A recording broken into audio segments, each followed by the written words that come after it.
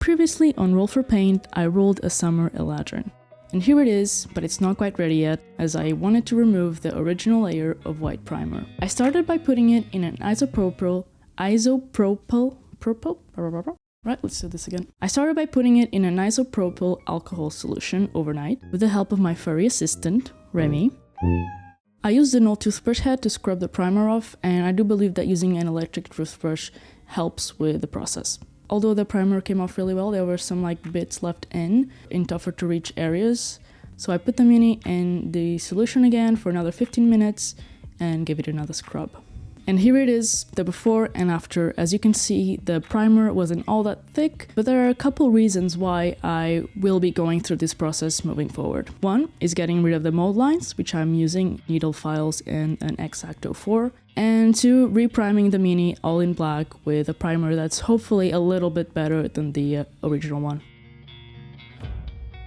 I took a couple of reference pictures for lighting, but to be honest, I barely looked at them. I really like the reference on the box, although it's not an actual picture of a painted mini, and the artwork on D&D Beyond is also really cool, and I use that for inspiration. If you don't know, Eladrins are elves that live in the Feywild, and each Eladrin resonates with emotions captured in the Feywild in the form of seasons. This is going to affect their mood and their appearance, so the Summer Eladrin represents boldness and aggression, so I wanted to keep this in mind when choosing a color scheme to work with. Canonically, yellow and red are paints that are often considered challenging to work with, particularly in miniature painting, due to the transparency and difficulty in achieving smooth, even coverage.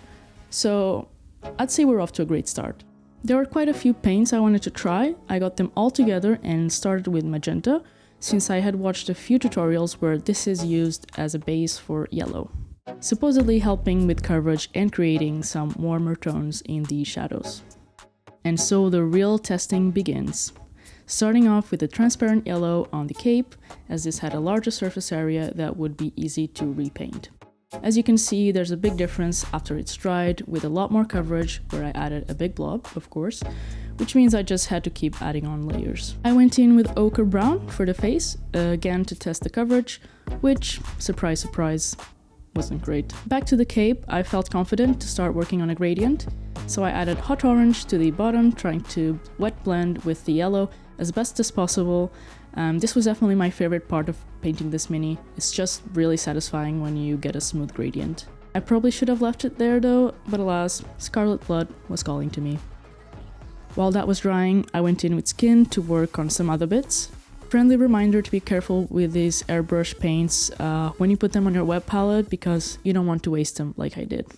I doubled down on the fiery theme, so I went with red for the boots. By this point there was a nice gradient on the cape, but the coverage still wasn't amazing. Surprise, surprise. I needed a bit more saturation, so I just kept at it. I wanted to try transparent orange, and unfortunately I added too much of it because it's so watery, and I did lose a lot of details because of it. With that said, I didn't make the same mistake with the transparent yellow. I glazed it a bit over the hair to see what it would do, and surprise, surprise, it didn't do much. After going over the face again with ochre brown mixed in with ivory, I didn't get the look I wanted, but I picked up burnt red and glazed it over to get smoother looking transitions, and it kind of worked okay. I wasn't sure what to do with the rest of the armor, but I knew I didn't want to paint everything in yellow. I wanted to do something different, so I got Emperor Gold and also Moon Yellow from the new John Blanche Army Painter sets. And I was quite pleased with the consistency of these paints. Started off with a low quality brush in order to try to avoid getting metallic bits on my good ones, but the control was so poor I just went back to the Kolinsky sable.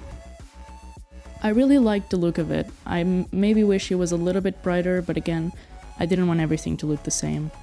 It worked okay for some other parts of the armor as well. Moving on, I needed to focus on adding more details, so I painted, I think they're like little coins in yellow, so they would stand out.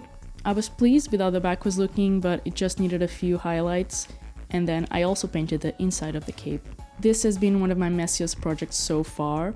I mean, I had so many paints on the desk, my wet palette was pretty used up. I mean, I had a great time overall, and I'm glad I allowed myself to experiment. Speaking of experimenting, I wanted to make a base to help tell the story of this mini. Going with the theme of summer, I knew I wanted this to look pretty dry, like memory foam pillow acquired. I knew I wanted it to look pretty dry, like desert, and definitely to include some more yellow. The first step was actually getting rid of the original base, which was super cathartic to cut up. Now on to making the actual base. My first ever time doing this, and please be gentle and let me know what I've done wrong in the comments because I really want to improve. I don't know why I just did that. I was a bit worried the feet weren't going to fit in with the rest of the dirt, so I added an extra layer, which then covered the feet too much, and oh well. Re-added transparent yellow, then 2 pigments, red iron and yellow lichen. I blended in the 2 pigments a bit too much, I should have been more selective, so I tried again, created blobs of yellow and red separately, with the yellow representing more of a reflection of the yellow on the actual mini. So, this is the finished Summer Eladrin. It's potentially giving One Punch Man a bit too much. But again, I had a great time. By the way, thank you so much for the support and really kind words in the last video. I really appreciate it. And yeah, I still know what I'm doing next time. So I think we need to roll first. Right, I rolled a 10. I'm not lying. I hope you can see it. I'm pretty excited about this one. It's a lizard full cleric. There's like some flames and stuff. And I'm gonna have a great time with it. So yeah, I'm Mars. This is Roll for Paint, and I'll see you in the next one.